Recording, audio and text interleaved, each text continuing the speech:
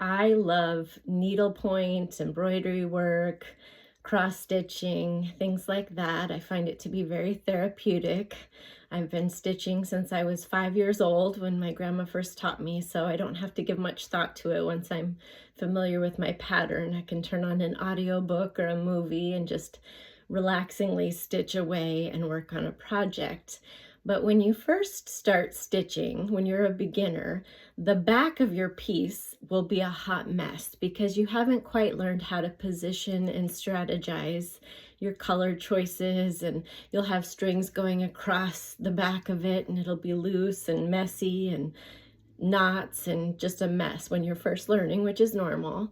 But as you become a seasoned stitcher, the back is cleaner, it looks better, and you can tell those who've been doing it for a while because the back will be neat and tight just like the front. It doesn't look much different. And that takes strategy, that takes planning, that takes forethought. And today I'm going to be talking about the strategy and the forethought and the calculation that goes behind selecting and soliciting those who help in targeting, in bullying, in group mobbing, community mobbing, gang stalking. The forethought and planning, the diabolical calculation and manipulation that is required of that person or that small group who starts it all. You have to really give consideration to the mental state of those who can come up with such a diabolical plan and actually be able to manipulate others to get on board and participate. And so today I'm going to be talking about those that they will go after to enlist their help because they know how to manipulate these types of characters. And really, it does come down to calculated manipulation. Predators study people. They learn habits, they learn weaknesses, they know what to say, what to do to get to someone, to get them to feel a certain way. They've studied them. Manipulators are very good at observing and learning how to make someone's weaknesses or insecurities work to their advantage. And that's exactly what they do. And they will come up with lies of the most vile nature. Those who start the campaign, the hate campaign, the group of haters, the hate crusade, the let's destroy this person crusade, the hate campaign, have to come up with lies that are so vile in nature that people will feel compelled to get involved. Oh, that's awful. I have to throw my life away and get involved in this. I don't care about caution and thinking this out. I don't care about getting the other side of the story. This is just so awful that I have to get myself involved in this. They'll create such grotesque fabrications, such vile lies. And it really is alarming that the people that start this whole thing, what's going on in their mental state, their heart, their soul, to be able to come up with some of the things they come up with, because they'll accuse the target of, being a sex worker, being a sex predator, of being a drug addict, of being a drug trafficker, of being abusive, of being inhumane in whatever way possible. They don't come up with minor lies. They come up with the most vile lies. It speaks volumes of their mental state. Because the goal of these lies is to erase all good characteristics, all good qualities of the target, to rewrite their life story. Anything good they've done, anything positive about them, they need people to no longer remember or see.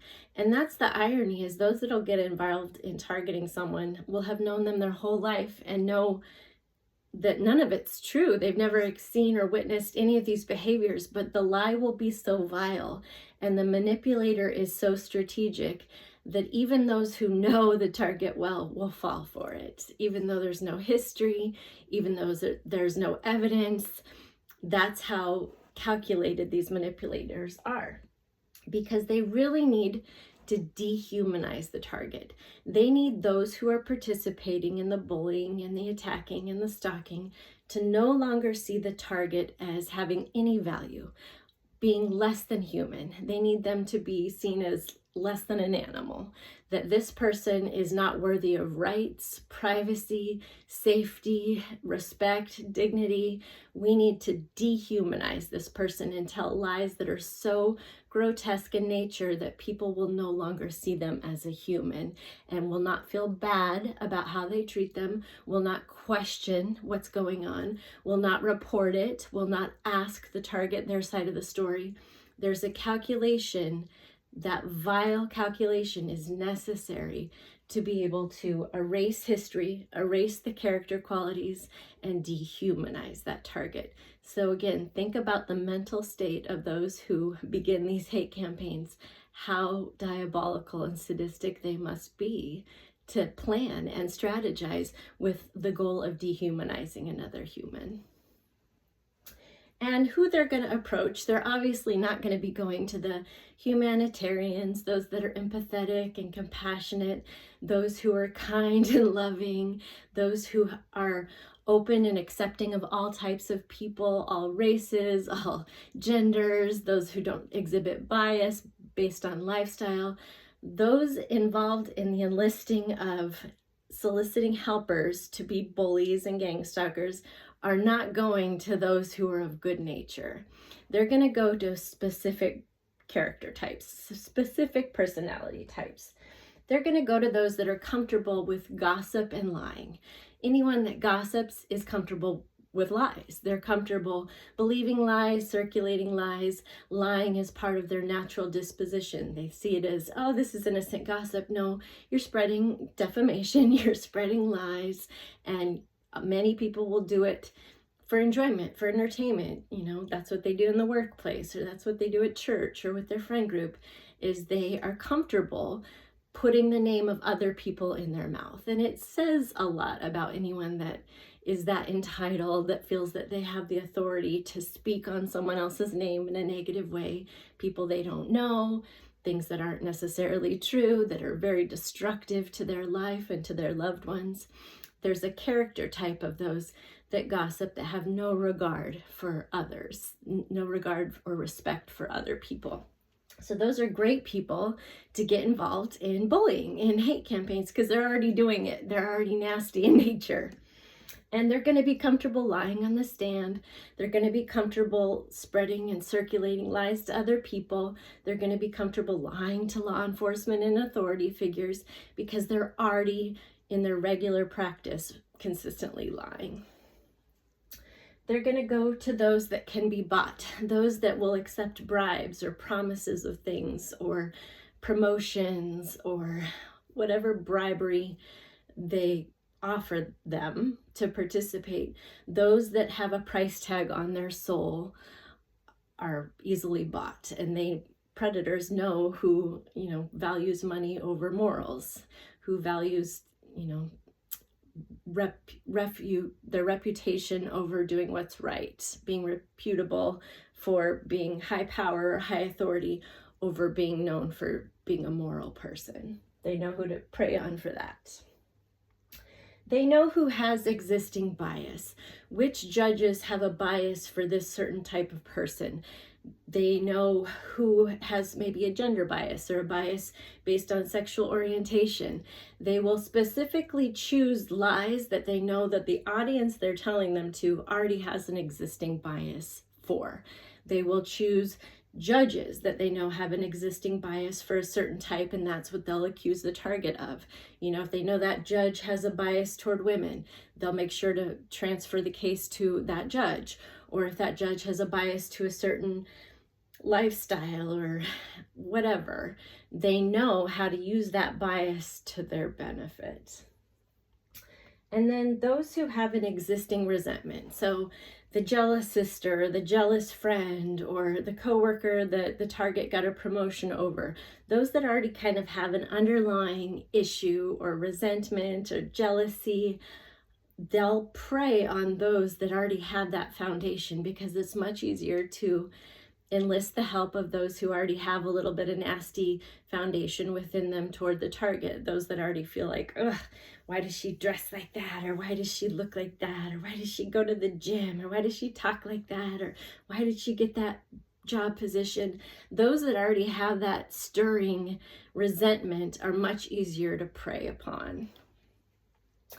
And then those who have existing corrupt practices, for example, systems that are already known for being corrupt. If the community child protective services in that area is already known for many corrupt practices, it's much easier to go, oh, let's utilize and weaponize this system for our benefit because they're already corrupt. We already know they'll play the game. Or we know that this attorney or this attorney general or this law enforcement facility, their staff is more corrupt than this one, so we'll report to them, or we'll transfer the case to this jurisdiction because we know they have a bias and they kind of bend the rules and let things slip, or they'll accept bribes. So again, predators know and study where are the existing biases, where is the corruption already existing, and they know which officers to report what to. This officer tends to favor, men over women, so let's report to them. Or we know that these officers won't investigate crimes against somebody that's seen as a sex worker and a drug addict, so we'll say that that's what the target is, because we know we can get away with any crime because they'll never investigate, because they don't see that type of victim as a true victim because they dehumanize them based on those characteristics. Predators know. They will prey on those that are hypercritical. So they know which church leaders or church groups, or a parent that is particularly hypercritical of a targeted individual. They'll know what to say and who to say it to, that is already nitpicking and fault finding the target anyway, and has probably done so their whole life, especially if it's a black sheep scenario. The black sheep has been nitpicked. No matter what they do, it's always wrong. They could have many successes, many accomplishments, many wonderful qualities, and the hypercritical family members, hypercritical community leaders, employer, whoever it may be, is only going to be seeing their faults anyway. So it's much easier to get them on board because they're already looking for flaws. They're already looking to be critical of others in general. And if they're already viewing a targeted individual that way, it's much easier to get them on board. Those that participate in the hive mentality, that group think, those that are less prone to engage in independent critical thinking and think for themselves, but are more prone to, well, if our church leader says it, I'm going to believe it without question. I respect this person in the community, so if they're leading the way that we do this, we're just going to do it without question. Those that don't think independently but are part of that group think are very prone to be solicited and engaged in group hate crimes and group bullying, unfortunately, community mobbing. Then there are those that are of the vigilante justice mindset. I think we can all think of somebody that we know that is very easy to get worked up about certain topics, and they'll grab their pitchfork and be ready to exercise vigilante justice and see nothing wrong with it. They think that they're in the right, that it's justified, that they have a right to punish someone if they're a sinner in their eyes, or if they're living a lifestyle that differs from what they believe. There are those that unfortunately have a distorted mindset that think, oh, we can just bypass the legal process and exercise vigilante justice, and predators that are initiating these hate campaigns know exactly who to go to say certain things to that will get them worked up, and then those vigilante justice warriors will get others that they know operate in the same mentality, and it just becomes a large mob of mindless group mentality thinking where nobody's checked the facts, nobody really knows the truth. They just know this vile series of lies, this fabricated character that's been conveyed to them, whether they know it or not, know that person or not, and they'll just go for it, whether it's right or wrong, but in their mind, they believe it's justified, they believe it's right. Those who are seeking acceptance, those who have low self-esteem, that just want to be part of the group, that don't have necessarily their own circle and are trying to fit in, those are great prey for a predator to enlist their help and participation, because they'll think, oh, wow, I'm part of something bigger and there's all these people against one person. I'm part of the big people group. that means I'm important. I'm doing something important because I'm accepted into this group of hateful people. Unfortunately, that takes place. And then there are those that are naive. The predators will prey on the younger generation, those who are more naive, those that have less life experience, and those that are less likely to understand the long-term consequences of their actions. They may not realize that what they're engaging in could have long-term legal consequence that could result in jail or prison time. They will prey on those that are young, naive, seeking acceptance, low income, vulnerable, and predators know exactly how to spot this population. And then narcissists, to them, money is power, and controlling money, even if it's not theirs, is very important to a narcissist. Anyone that's dealt with a narcissist knows that finances are their hot button. You know, if you're dealing with a property dispute with a narcissist or issues over money, it is not pretty. They will go to any lengths possible because they have to be the winner. They have to come out the winner. They don't care about what's fair or what's right. And narcissists will seek to control the finances of others, not necessarily because they want the finances. They just want to control them or make sure that person doesn't have them. I don't want you to have stability. I don't want you to have what was left to you. I want to feel like I'm powerful and in control of your finances too. So the narcissists tend to align together, and we're jealous and we already have existing resentments, and so we don't want this family member to get what was left to them because we just don't want them to have it. We don't care who has it as long as they don't get it. And the truth is, eventually the light's going to get flipped on. So all these dark deeds, all this cruelty, all this wickedness, all this hate, the group chats, the texts, the meetings held in church buildings to plan how to be hateful and cruel to people and abuse them, all these things that are occurring in the dark, eventually the light's going to get flipped on. You can't delete it. You can't make it go away. Everyone knows what happened. It's there. It's factual. It's criminal activity, it's slander, it's defamation, and the light's going to get exposed and all the cockroaches will be revealed. And every vile word, every cruel text, every hateful thing, every act, every strategy will all be exposed for everyone to see. That's the reality. And I don't think that anyone that gets involved in this thinks that through, that someday it could be read in the newspaper, seen on the news, what they said, what they did, that they're going to have to look in the mirror and acknowledge what kind of a human that they are, that they would treat another person with such degradation, with such disrespect, with such abuse.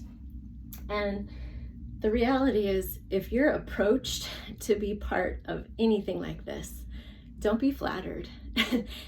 Be offended, because what they're saying, the organizers of this hate campaign are saying to you is, we don't respect you. We know your low and moral code. We know that you lie, that you gossip, that you're wicked in nature, that you're a hateful person.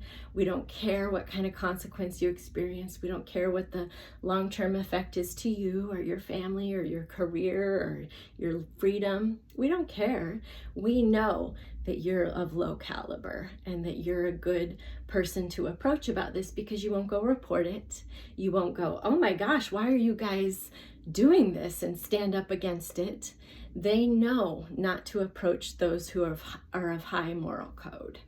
And the reality is, when the lights get flipped on and all the cockroaches and all their dirty deeds are exposed, the manipulators are going to be the first to throw all these people under the bus.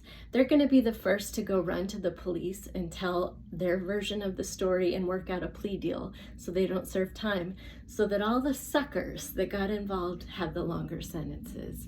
And that's the reality, is though those manipulators are working to play the life of the target and destroy the target, they're also playing everyone else involved in this. They don't care about them. They're happy to throw them under the bus at any given point in time. And it's a sad reality that anyone would be in such a vulnerable place, out of alignment, with a lack of discernment, with the inability to understand truth from error, to get themselves in a place where they could literally destroy their own life trying to destroy another person.